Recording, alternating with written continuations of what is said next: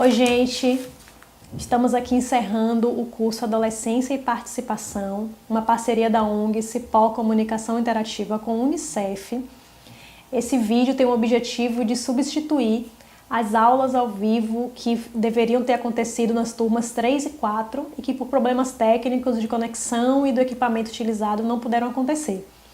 Então as perguntas que eu iria responder nas aulas ao vivo, eu vou responder agora aqui neste vídeo que vai ficar disponível para vocês no grupo. Antes a gente queria agradecer muito a participação de vocês no curso, a permanência de vocês, o interesse pelo tema. Para nós da Cipó foi muito importante ter realizado essa experiência, de ter chegado a tantas pessoas diferentes através do curso. E isso não teria sido possível sem a presença de vocês. Então, em nome da equipe da Cipó, eu deixo aqui o meu muito obrigada. E aproveito para dizer que os certificados para quem chegou até o fim do curso, para quem concluiu o curso, serão disponibilizados via e-mail até 45 dias depois do encerramento do curso. O curso foi encerrado no dia 28 de fevereiro e os certificados serão entregues até meados de abril. Então pedimos que vocês tenham paciência e aguardem, porque já estamos em processo de preparação e os certificados vão ser entregues ao longo desse período, certo? Vou começar aqui com a pergunta de Juliette Alves, da turma 3. Como as escolas podem pôr em prática a educação pela comunicação? Juliette, cada escola vai colocar a educação pela comunicação em prática de uma forma. No material que foi disponibilizado, no módulo que foi disponibilizado lá no nosso site, você tem alguns passos. Primeiro sensibilizar, depois mobilizar as turmas, planejar a elaboração desse meio de comunicação, realizar a produção dele e por fim lançar. Esses passos vão ser mais ou menos fáceis de acordo com o contexto que você tiver. E aí o que eu peço é que você se reúna com outras pessoas que sejam diferentes, adultos, jovens, membros da gestão escolar, membros das famílias, dos adolescentes e das crianças, e reunidos, estudem juntos o material e cheguem juntos a um acordo sobre qual vai ser a melhor forma de implantar a educação pela comunicação, que é a pergunta que você faz. Tenho certeza que vocês vão encontrar um jeito que vai ser próprio todo de vocês. Vamos ver uma outra pergunta aqui também da Juliette Alves, da turma 3. É a seguinte: os grupos de teatro das escolas, na sua maioria, não são realizados no formato da educação pela comunicação. Como posso transformar essa realidade? Bom, o que a gente acredita é que a educação pela comunicação é uma das formas de fazer essa educação diferente.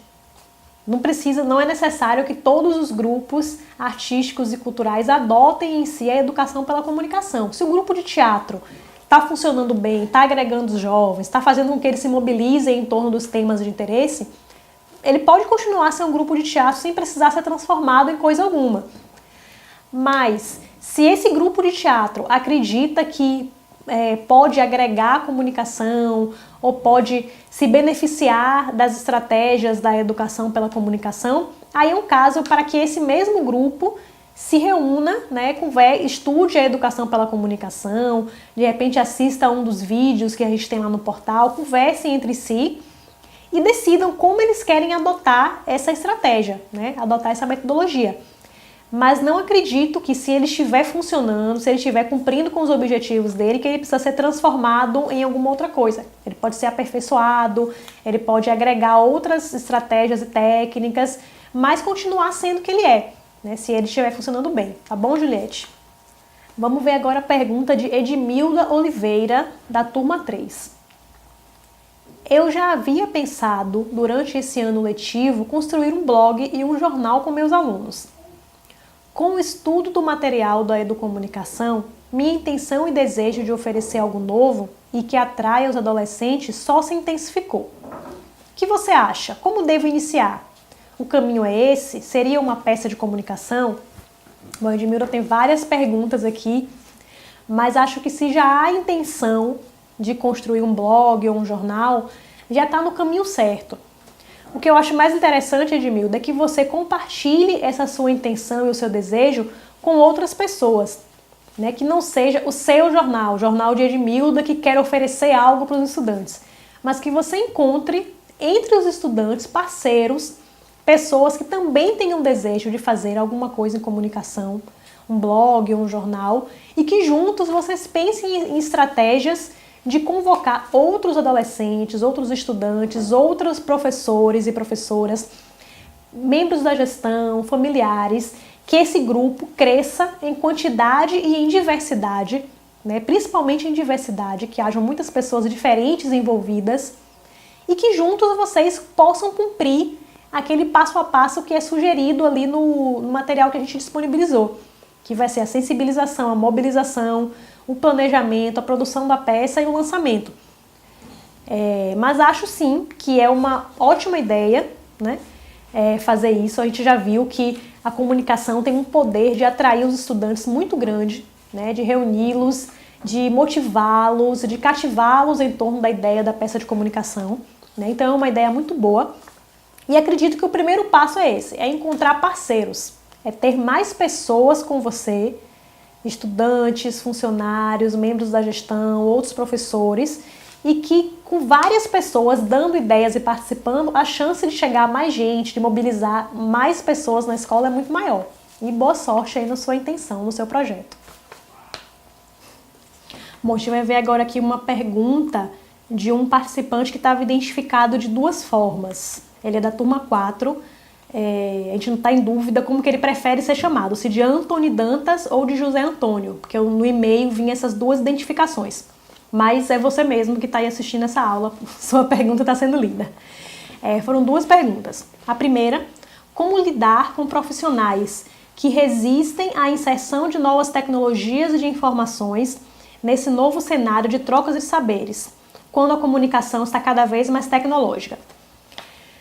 Bom, profissionais resistentes à tecnologia sempre existiram e sempre vão existir, né? E eles não estão errados por si, certo? Só para a gente tirar das pessoas que têm mais uma dificuldade, mais uma resistência, essa forma de julgamento, né? Algumas pessoas que não tiveram acesso, não tiveram oportunidade de aprender, ou que são um pouco mais velhas, elas vão ter sim alguma resistência, né? E isso é natural, isso é normal, e cabe a quem tem mais facilidade aprender a lidar com isso, desenvolver formas de explicar de um jeito simples para essas pessoas como lidar com a tecnologia e aproveitar os outros saberes que essas pessoas têm. Pode ser que ela não saiba lidar com a tecnologia, mas que ela seja, por exemplo, uma excelente contadora de histórias, né? Ela tem uma habilidade que não é tecnológica, mas nem por isso essa habilidade é menor, né? Ou que ela seja uma excelente ouvinte, né? E seja uma pessoa com quem as demais conseguem desabafar, conseguem conversar. Então, a nossa sugestão, né, sobre como lidar com essas pessoas é isso. Primeiro, retirar essa camada de julgamento, né? Entender que se ela tem resistência, aquilo tem um motivo. Pode ser que ela não tenha tido oportunidade de aprender a tempo, pode ser que ela seja mais velha e tenha crescido num contexto em que a tecnologia não era tão presente.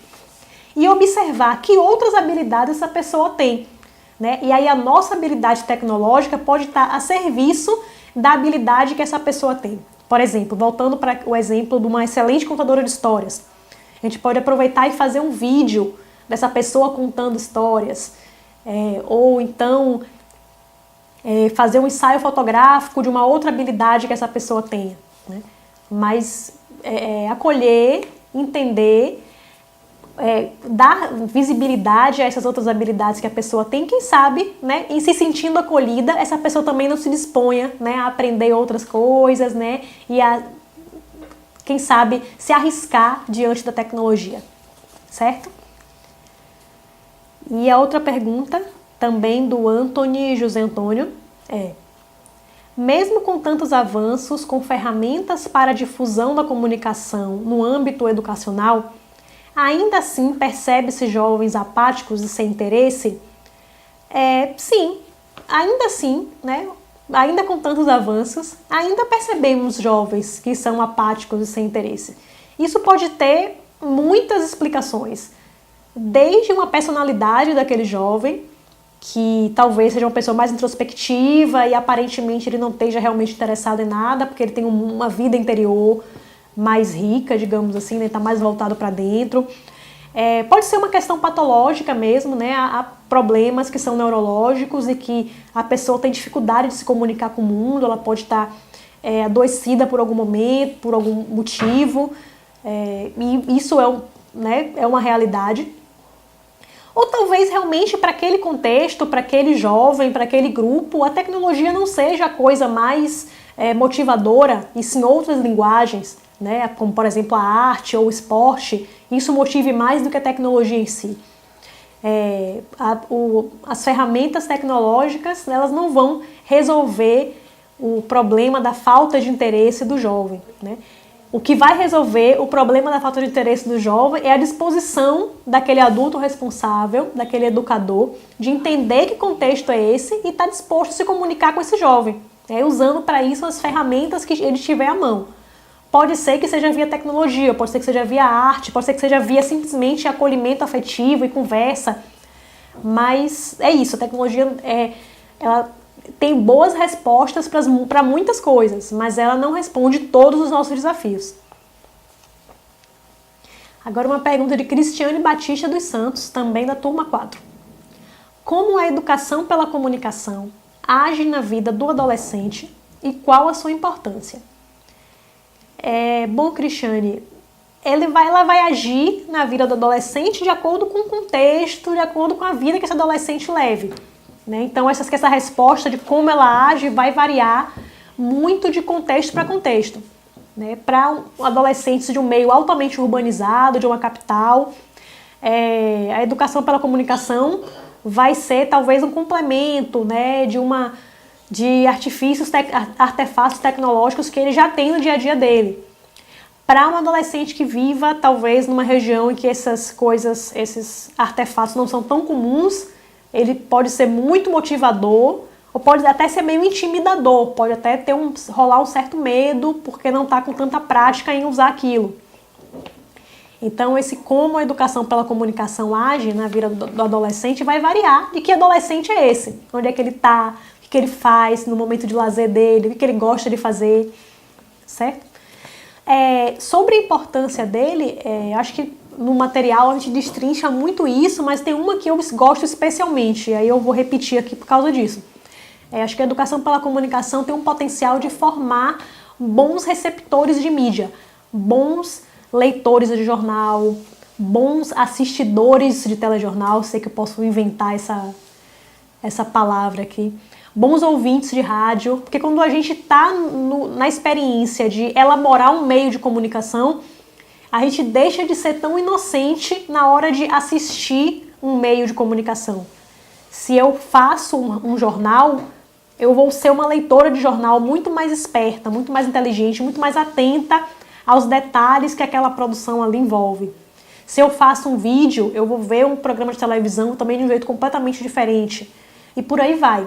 Então, de todas as coisas importantes que a educação pela comunicação nos dá, eu diria que essa, né, de formar bons receptores de mídia, é a mais interessante, é a que eu gosto mais. Tá bom? Vamos lá agora para uma pergunta da Rosiclei Lima, da turma 4. Olá, sou psicóloga do CRAS e quero solicitar bibliografia referências para o desenvolvimento de parcerias entre essas unidades e os adolescentes das comunidades referenciadas. Rosiclei, toda a bibliografia que a gente tinha, a gente disponibilizou para vocês no final do módulo Entretanto e no portal. Tem muitos documentos disponibilizados pelo Unicef, que inclusive orientam sobre como criar um NUCA, como trabalhar com jovens. Então, na apresentação do curso, no final do Entretantos e nos próprios módulos do curso, tem toda a bibliografia com a qual a gente trabalhou. Você fala sobre desenvolvimento de parcerias.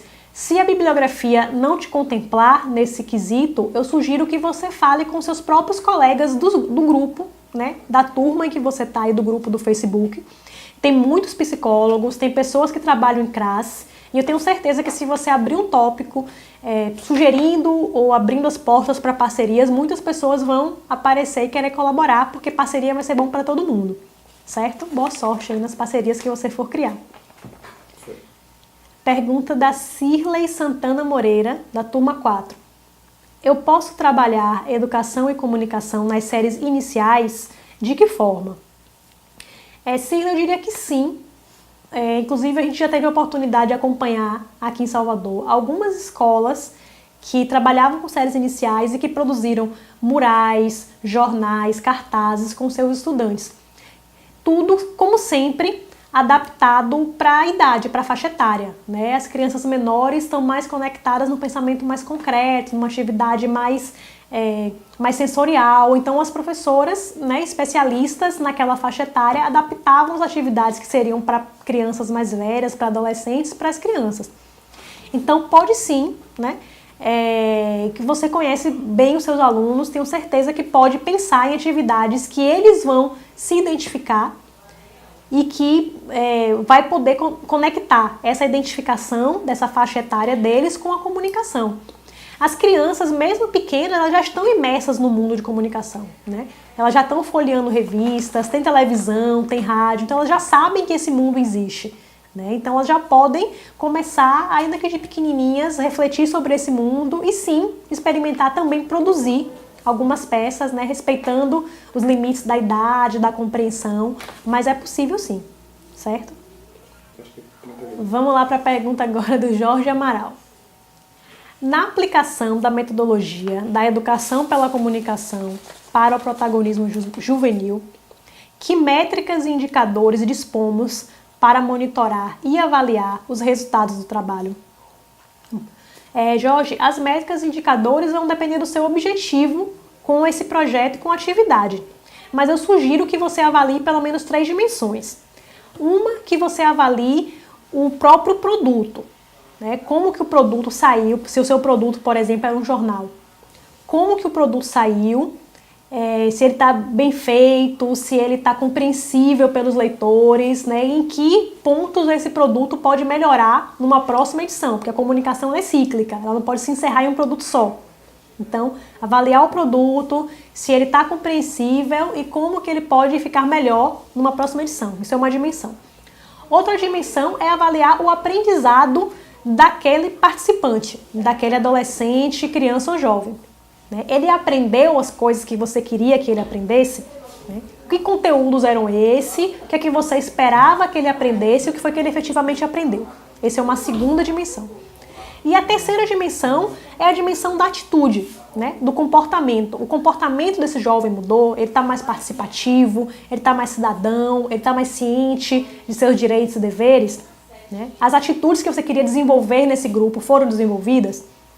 Então, a partir dos seus objetivos de aprendizagem, que eu não sei quais são, vai variar de projeto para projeto, que você olhe essas 3 coisas. O produto, o aprendizado do participante, do estudante e a atitude desse participante, né? Se ele está mais maduro, mais responsável, mais participativo, certo? E boa sorte aí nesse processo.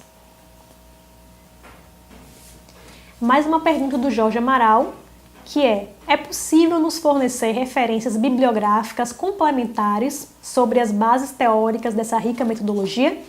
É uma pergunta parecida com o que a gente respondeu da Rose Clay, né, sobre referências bibliográficas, Jorge. As referências que a gente tinha foram todas disponibilizadas para vocês no portal, nos módulos, e então tá tudo lá. Se você quer coisas complementares, eu sugiro que você faça uma busca simples num buscador, no Google, sobre educação pela comunicação. Há alguns sites que falam sobre isso, por exemplo, porvir.org é um site que tem uma seção que fala sobre o uso da tecnologia, não é tanto educação pela comunicação, mas tem algumas coisas lá complementares, sim, já que você está falando em bibliografia complementar. Mas parte desse básico, depois faz uma busca no Google, que eu tenho certeza que você vai achar muita novidade, certo? Bom, a gente tem uma pergunta agora do Faulkner Pantoja, também da turma 4. A primeira é se a criança na educação infantil se encontra em fase de pensamento concreto e faz largo uso de seus sentidos para enriquecer suas experiências. Nessa fase, as atividades educacionais fornecerão ricas oportunidades para o seu desenvolvimento, uma vez que põe ao seu alcance os mais diversos tipos de material para manipulação. Então, a pergunta do Faulkner lembra muito a pergunta que a gente já respondeu aqui, assim, da Cirlei Santana, sobre trabalhar a educação pela comunicação nas séries iniciais. Com certeza, essa fase de pensamento concreto na educação infantil, né, a qual o Faulkner se reporta, é uma realidade que tem que ser respeitada, né? É a fase de desenvolvimento daquela criança, né? Daquele educando naquele momento. Então, sempre que a gente for trabalhar com a educação pela comunicação em séries iniciais, com crianças muito pequenas, a gente precisa respeitar esse momento e talvez até adaptar mesmo algumas atividades que seriam feitas com crianças mais velhas, não vão poder ser repetidas com crianças mais jovens. Mas a gente acredita aqui que sim, é possível trabalhar com essa faixa etária usando a educação pela comunicação. E já vimos, até acompanhamos algumas atividades bem interessantes de professores que fizeram jornal mural, fizeram jornaizinhos com suas crianças e que conseguiram sim participar, mesmo sem pleno domínio da linguagem escrita, né, ainda com coordenação motora se desenvolvendo, mas foi possível sim, naquela idade, refletir, né, e participar da atividade. Então a gente acredita que sim, que é possível. Uma segunda pergunta, também do Faulkner, vive-se num tempo de visualidades, onde cada vez mais faz necessária a presença do professor mediador, pois diante de imagens tão efêmeras, ao mesmo tempo tão consolidadoras de ideias, de pensamentos, de comportamentos, estão os alunos que as assimilam, que se formam e que se informam por meio delas. Isso exige, portanto, um novo olhar em relação ao ser profissional docente hoje. Faulkner, sem dúvida, né? Esse profissional docente hoje, ele precisa reconhecer essa realidade. Isso vai passar, sim, por formação inicial e por autoformação, né? Que esse profissional docente hoje, ele possa reconhecer isso e possa buscar, né, suas próprias oportunidades de autoformação, de leituras, né, de desconstrução de paradigmas para poder se tornar, enfim, esse professor mediador aí ao que você se refere. Mas isso não quer dizer que o professor, né, que o docente seja desnecessário, muito pelo contrário, a gente precisa de muito mais professores mediadores, cada vez mais de professores mediadores que sejam dispostos a desconstruir esse paradigma do professor como detentor do conhecimento, né, e que se coloque de fato nesse lugar de mediador, né, que saiba que ele está ali para facilitar um aprendizado da criança e do adolescente, certo? E a última pergunta do Faulkner é: a valorização e os sentimentos atribuídos à infância sempre existiram da forma como hoje são concebidas e difundidas, tendo sido modificadas a partir de mudanças econômicas e políticas da infraestrutura social? Enfim, esse sentimento de infância, né, essa valorização do sentimento de infância são muito recentes na história da humanidade. Inclusive no Brasil a gente tem há muito pouco tempo uma legislação plenamente pensada para a infância, que é o Estatuto da Criança e do Adolescente. Então, de fato, né, esse sentimento e valorização da infância foram modificados ao longo do tempo, né? À medida que a sociedade foi se tornando mais complexa, foi se criando um lugar especial para a infância e para a adolescência também, que antes não existiam, né? E hoje esse lugar da infância, da adolescência e também da juventude, mais recente ainda, né, já são plenamente reconhecidos na legislação brasileira, na forma do ECA, que é o Estatuto da Criança e do Adolescente, e na forma do Estatuto da Juventude, que é ainda mais recente, mas que prevê também os direitos para populações até 29 anos. Certo, Faulkner? Bom, gente, chegamos ao fim desse vídeo de Tira Dúvidas, né? Queremos mais uma vez agradecer a vocês que nos acompanharam até aqui nesse processo que foi muito importante para a Cipó, essa experiência de levar nossas ideias e metodologias para outras cidades, para fora de Salvador, né? E para poder conversar com tanta gente diferente. Mais uma vez, muito agradecida, em nome de toda a equipe da Cipó. Nosso curso foi encerrado, né? Ele foi encerrado no dia 28 de fevereiro, oficialmente, e agora vocês têm, né? A gente bota aqui o ponto final com esse vídeo de Tira Dúvidas. Os certificados, mais uma vez, lembrando, ficarão prontos no meados de abril, 45 dias após o encerramento do curso. Tenham paciência, a gente está já fazendo esse processo, ele vai levar um pouco de tempo mesmo, porque a turma foi muito grande, então a gente vai precisar com muita atenção, né, para não cometer nenhum erro, preparar esses certificados. Queremos mais uma vez dizer que ninguém ficará prejudicado porque a aula ao vivo não aconteceu. ou por qualquer outro problema técnico que tenha acontecido. A gente está avaliando os casos um a um. Nossa intenção não é prejudicar ninguém, muito pelo contrário, é valorizar os esforços de cada um de vocês nesse processo. Então, muita calma, muita tranquilidade, né? A Cipó não quer prejudicar ninguém, o Unicef menos ainda, certo? E obrigada por terem ficado conosco até aqui. Fiquem atentos às redes sociais da Cipó para ficar sabendo das nossas próximas atividades, nossos próximos cursos. Acompanhem a gente e contamos com vocês nos nossos próximos cursos de educação à distância. Até lá!